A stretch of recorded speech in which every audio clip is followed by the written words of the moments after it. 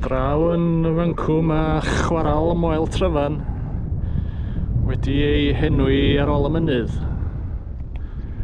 Ac yn nes ato ni mae pantebolion. Mae yna ryw sŵn hynafol i'r enw yna, dwi'n meddwl. Pantebolion. Ac yn y fancwm mae Bryn Derwen. Ond heddiw dwi am roi sylw i'r chwarel yma, sef chwarel braich. Dim hen y fraich fel y tro dwytha, ond chwarel braich yma yn ardal y Fron, Dyffryn Nantlla.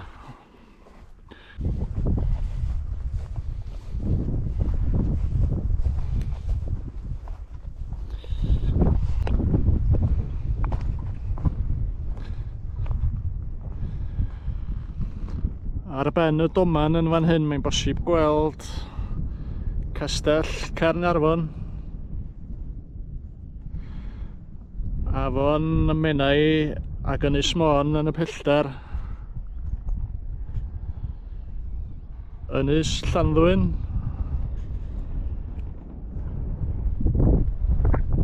yr Eifl yn fancw, a rhai o fynyddoedd Dyffryn Nantlla.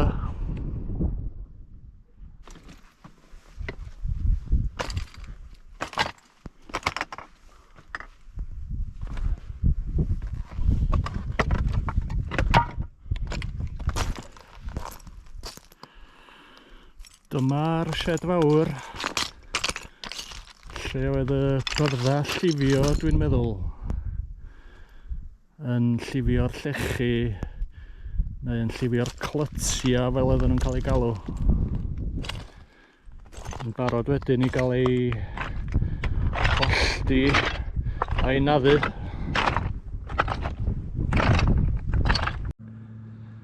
Dyma dwll chwarel braich. Ac ar hen fap o'r ardal yma mae o'n dangos bod yna pympin rod yn y fancw yn rhywle. Felly dwi am mynd yna am dro i weld beth sy'n yna i weld heddiw.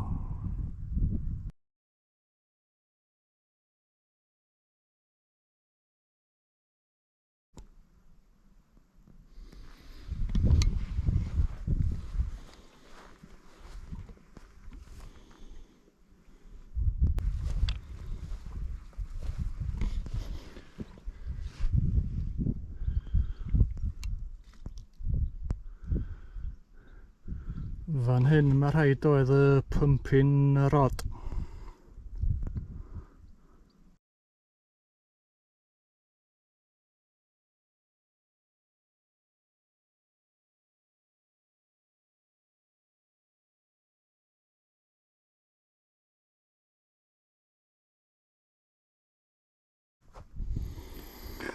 Be dwi am wneud nesa ydi nofio ymyl y twll at tua fancw.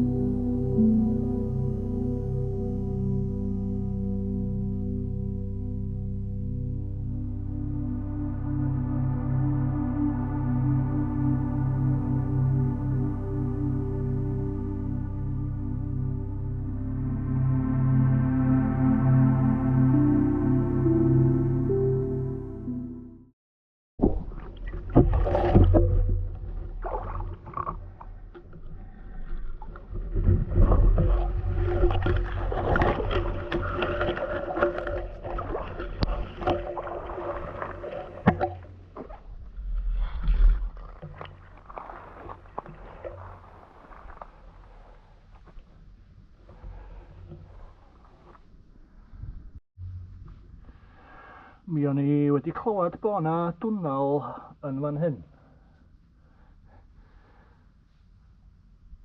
A sylwch pa mor lydan ydi o. A i mewn i weld pa mor bell mae'n mynd i mewn i'r graig.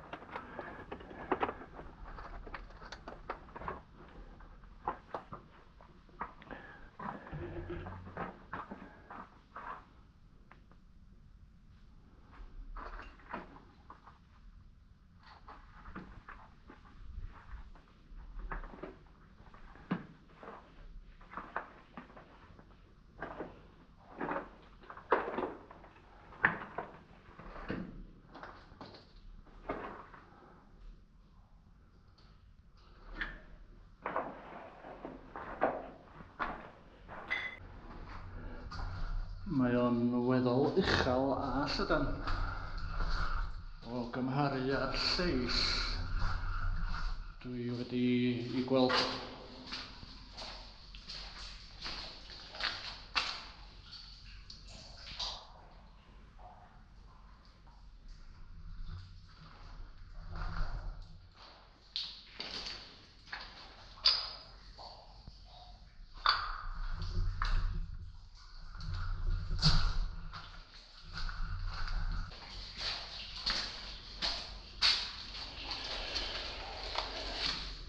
Un o'r coed oedd yn dal y cledra.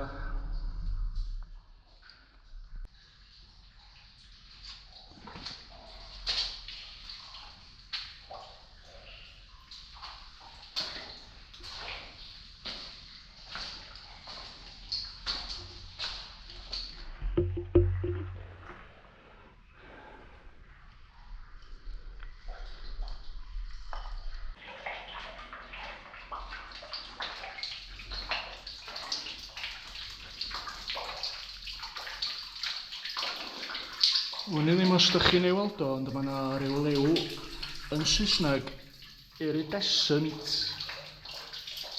Mae o yn fan'na. Ryw liw glas.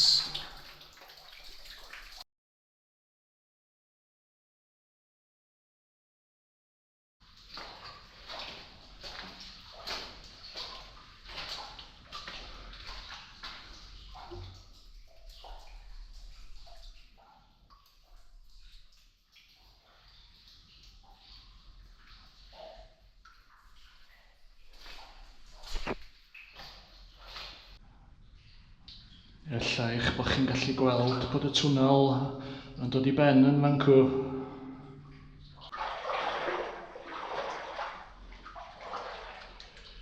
Mae yna sgodyn o'na ci. Genna i goeg. Neu niwt yn Saesneg.